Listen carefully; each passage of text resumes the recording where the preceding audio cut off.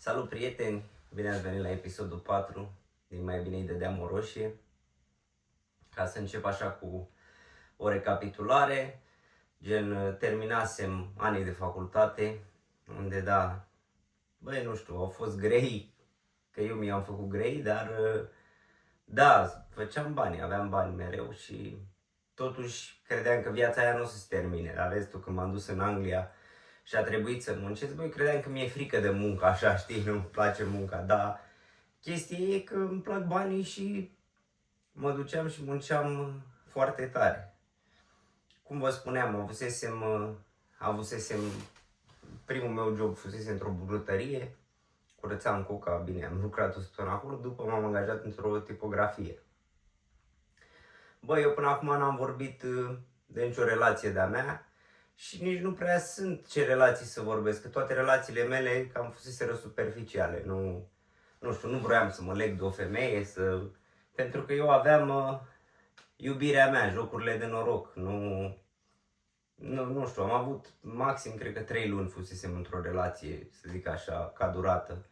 În rest, da, aveam relații de-astea superficiale, mai aveam niște prietene cu beneficii, chestii de-astea, nu... Dar am adus vorba despre asta că vreau să povestesc o poveste funny ce mi s-a întâmplat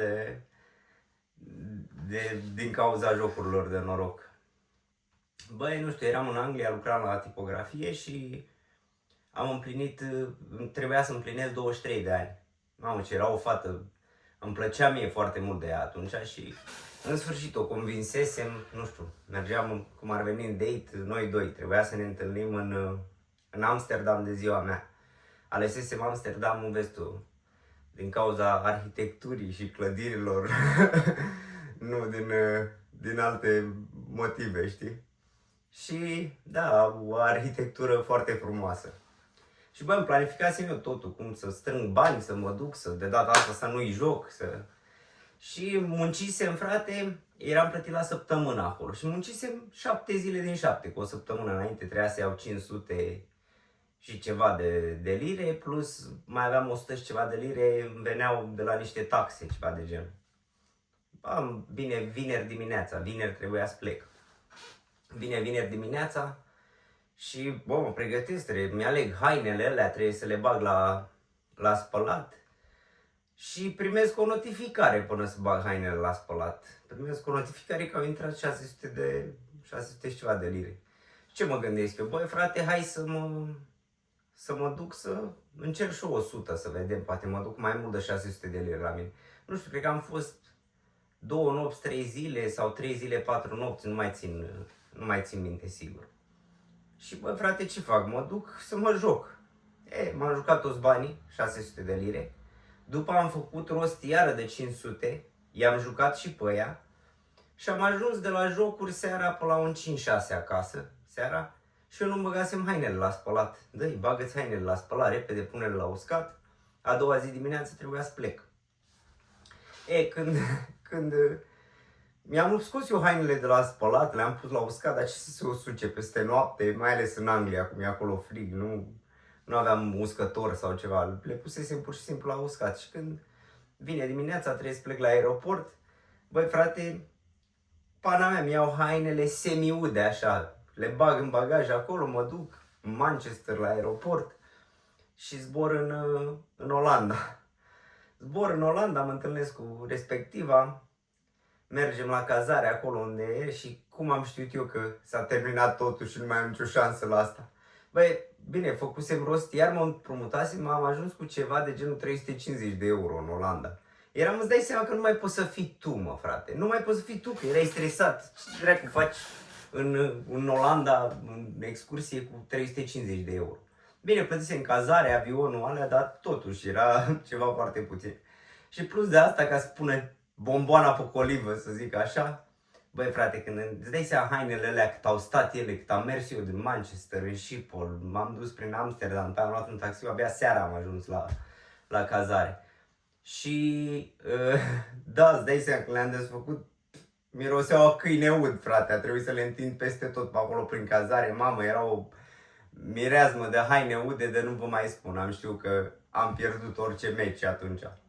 Și da, exact așa a fost. Dar cumva eram eu eliberat, puteam să încerc să-mi încep altă relație. Nu mai eram constrâns de femeia asta, că știam că, s-a terminat când am făcut chestiile astea. În fine, și fiind acolo, stăteam stresat, la un moment dat mi se terminaseră banii, a trebuit să sun, să cer împrumut, iar în fine, până la urmă s-a terminat, am venit înapoi în Anglia.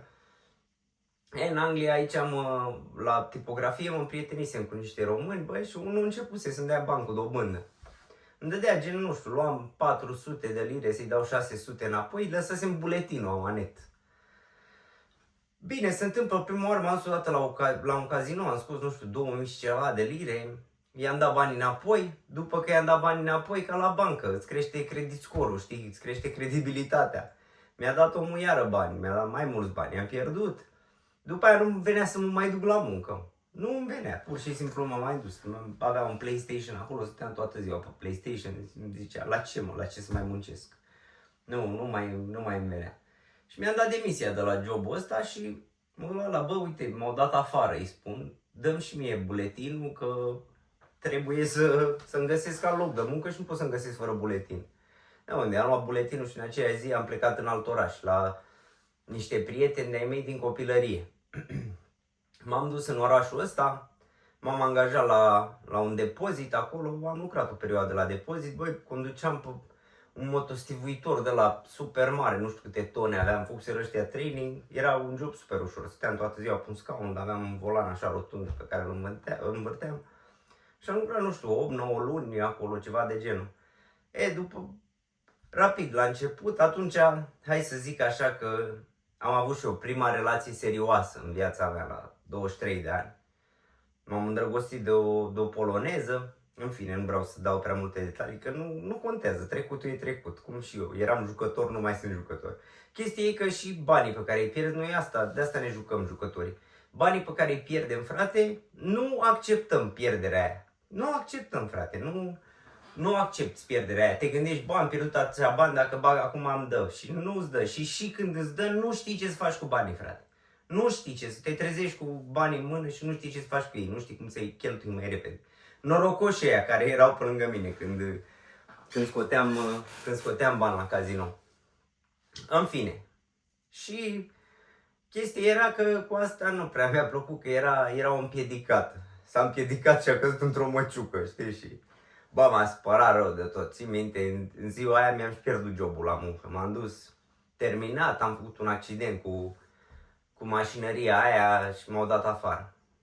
Și, după ce mă dau afară, nu știu, îmi căutam, vreau să fiu cumva cât mai izolat. Chiar sufeream de, nu știu, vai de capul meu, nu cred că mai poate o femeie să-mi facă să sufăr așa, știi? În fine, s-a dus, au trecut ani mulți de atunci. Dar vezi tu, în supărarea asta, parcă aveam un motiv să mă nenorocesc mai tare, să bag banii mai tare la amanet. Plus că, la aparate. Și plus că mă împrumutam foarte mulți bani. Cred că în perioada asta, dacă mie nu mai îmi veneau banii zilnic, bine, îmi veneau totuși la săptămână. În Anglia n-a fost chiar așa rău. Mai târziu o să fie nașpa când îmi vin banii la lună. Că dacă e la săptămână, îi joci pe toți, tot îți vin săptămâna viitoare. Dar dacă e la lună, îi joci pe toți și mai vin, că nu mai vin.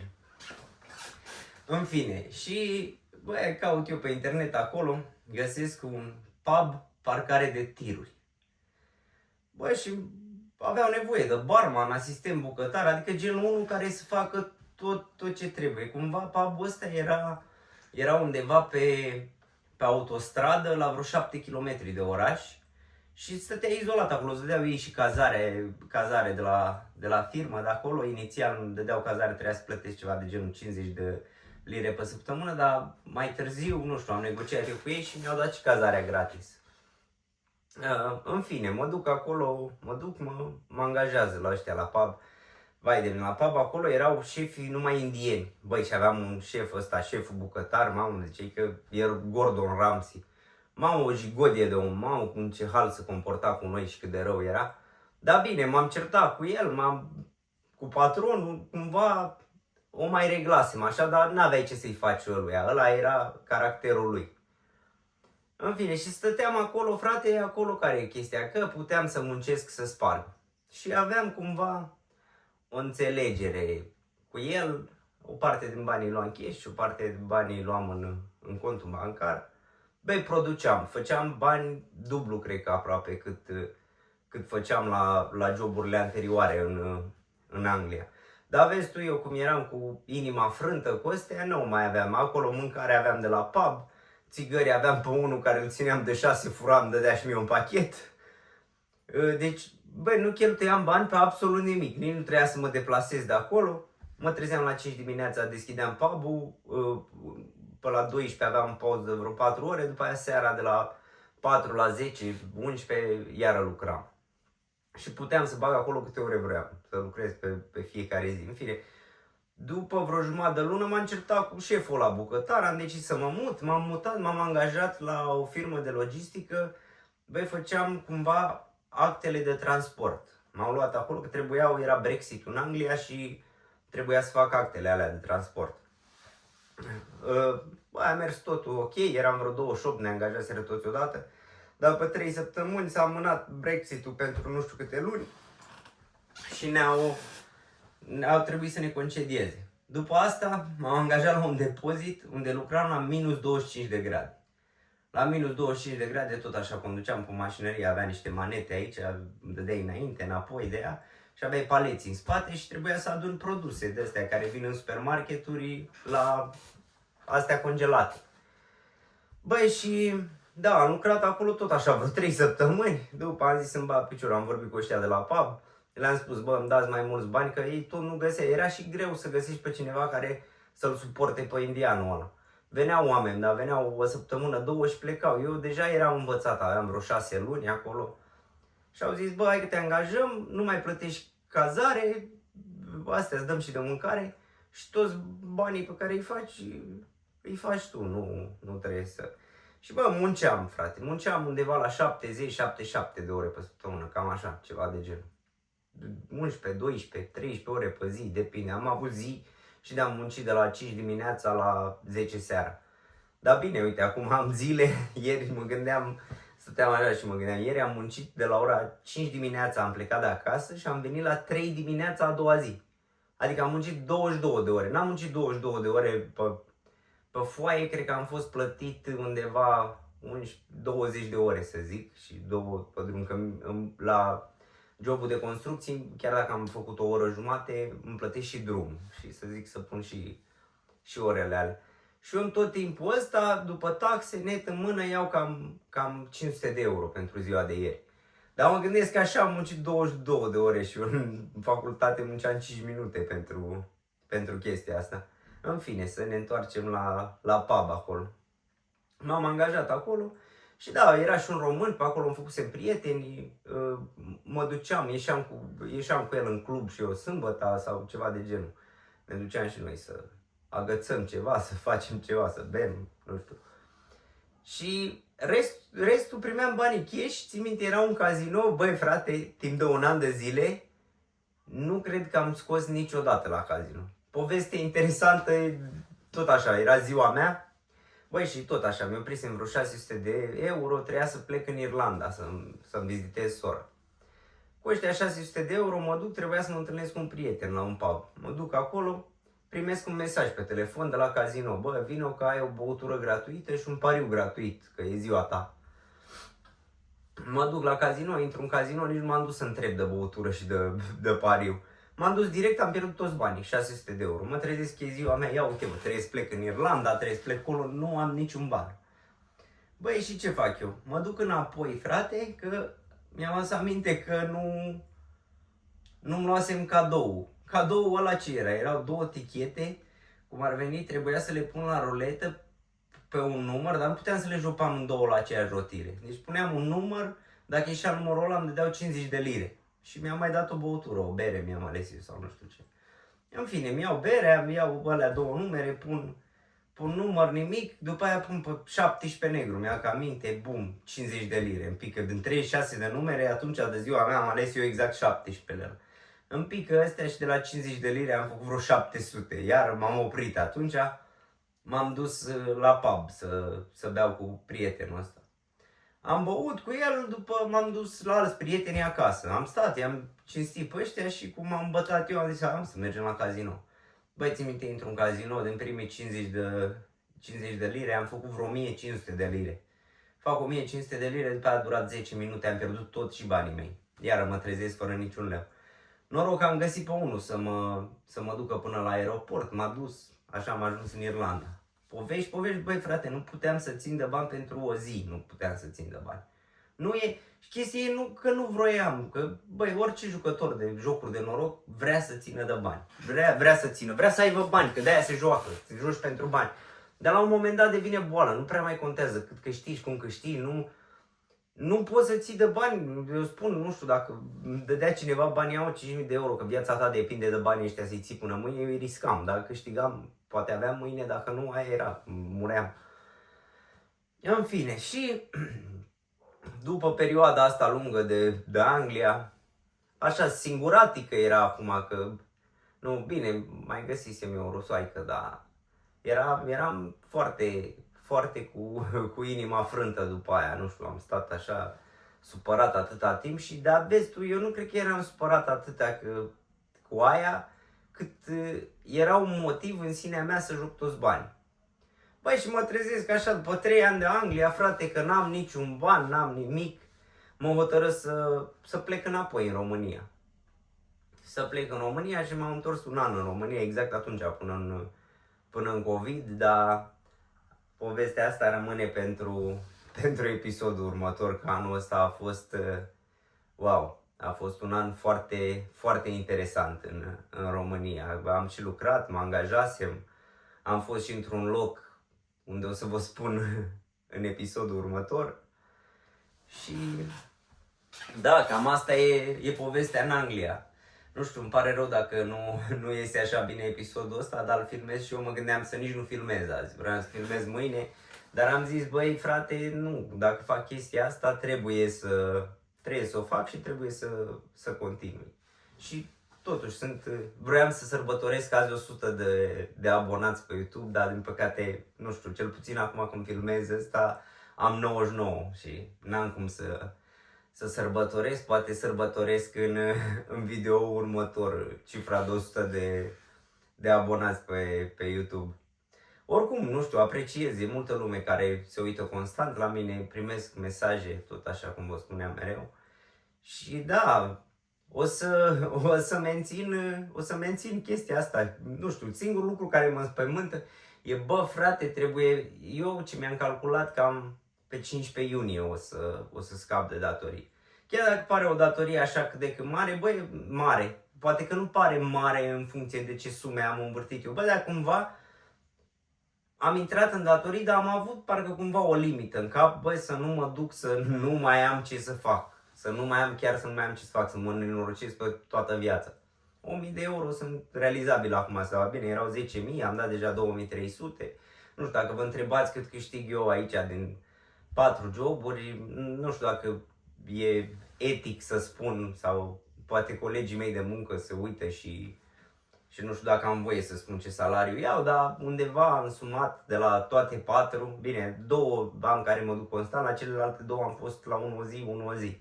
Da, bine, înseamnă 100 de euro se adună acolo. Câștig peste 4.000 de euro, dar și lucrez peste 220 de ore pe lună, ceva de genul.